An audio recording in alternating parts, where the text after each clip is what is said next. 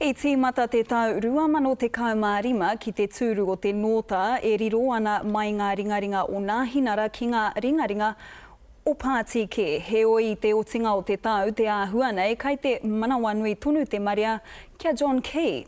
He ai ki wētahi kairi puata e rua te kaumārima katoa ngā me matoranga pū Māori kai te whare pāremata. Ko wētahi o rātau I eke ki te taumata, heoi, e ai ki tā mātau māngai a ngā huia Wade, he pai ke ake pea, kia noho ke wētahi māngai Māori ki te kāinga, hei aha hoki te whakapau I a tātou pūtea tāke. Nō reira, kia whakawhiti atu kia koe e ngā huia, ko ai te tino ki tō titiro I tēnei tau. Kāre kore ko Calvin Davis o te nota, aha koa ka waha ia I ngā kūrakuraku o ngā mauhere ki Mautini, kai te waha anō hoki rānei ngā wangawanga o ngā mauhere ki te motu krihi me te iahi whenua, I ki te ai tātou. Ka uru ia ki te mura o te ahi, hei māngai mo te tangata, aha koa kaihea. It's easy to criticise your enemies, but it's harder to criticise your friends. But just because they are friends, we've got to speak up because they are committing human rights abuses. Kātahi ka eke ia ki te taumata kai kōrero o tana rōpū reipa, riro ana I te tūranga hei waha I ngā take Māori, ko ia kai te piata mai tēnei tau ki au, nā reira, ko ia te tino o ngā tōranga pū o tēnei tau. Pai rau atu tērā tīpako e hoi anō, ka pēhea hoki a Winnie Tanapita, pai hoki ana mahi I tēnei tau? Ai, he kaupo ai anō ia o te nota, I kapo I te nota kia tīkoki ai te waka o te kāwanatanga, kātahi ka puta, tana tangi anō. I want to tell our journalists on the weekend, hang on a minute, 1 out of 5 voters, one leader and one party is behind you, and that party is called New Zealand First, and the leader is called Winston Peters. Tūno ai ho ia, hei māngai mo te nota, nā kua tau anō ia ki tōna ahuru mōwai, kai a ia te mana ki te whakatau, ko ai katoa. Ka pēhea hoki te pāti Māori e ngā huia, te āhua nei kāre I te tino māma tā rātou ngana ki te whakahowi te ture whenua Māori o whakaro e pāna kia rātou. Ai, kai te whiua tonutia a te ururoa me te ture whenua Māori.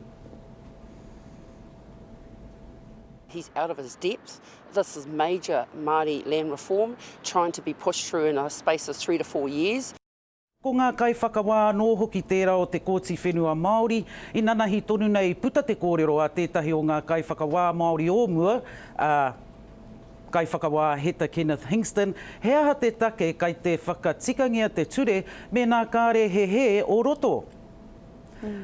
Aha ko tērā kāre he tau I tuatu I tēnei tau mo te ururoa Flavel, a tērā pia ko tōna hoa Marama Fox te take, he toa noa marama I tēnei tau. How hard the day's been or how hard the day's going to be will depend whether I start the morning dancing in here or spend the evening rocking in my chair. Me kanikani ka tika marama, aha koa herea ngā ringa o Marama Fox ki a Nāhinara, ko ia te toa o te āpitihana. Nāna no me tōna kotahi I whakatārewa I te ture tia ki tai ao, a te kāwanatanga. Tika hoki tērā. Nā kia huri tāua ki ngā kaupapa mātauranga me ki koia hoki tētahi o ngā tino take I kitea I te whare pāremata I pēhea rā ngā mahi a hekia parata. Ko te mea ke ka tae atu te tangata ki te whare pāremata, ko te hiahia a etahi kia eke rātau hei minita mātauranga. Ki te whakawhiwhi te tangata ki tērā tūranga, ka tino ako te tangata kia whiua tonutia koe e te marea. Ko te katinga o te kura tuarua o turakina he mea nui ki te ao Māori, haunga nō rā te ao Pākehā. Me mihi au ka tika kia hekia parata, e mōhio pai ana ia mena ka noho te tangata ki te taumata minita o te mātauranga, he mōrehu koe.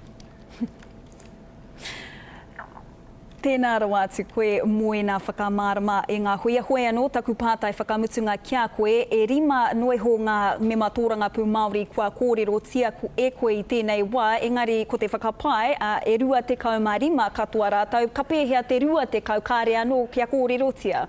Orini mēnā kāre anō au kia whakahua I te ingoa o tētahi mema Māori, me āta whakaaro rātau, he aha te take ko tātou kei te utu I tā rātau hekenga ki te whanganui a tara, Ia wiki, ia wiki, ia wiki. Ko tātou tērā e hoa. Ai, pātai nui rawa atu tērā, koira te pātai e hia miri ona tāra te wāriu nera e hoa. Hoi anō tēnā koe i e nā whakamārama rawe.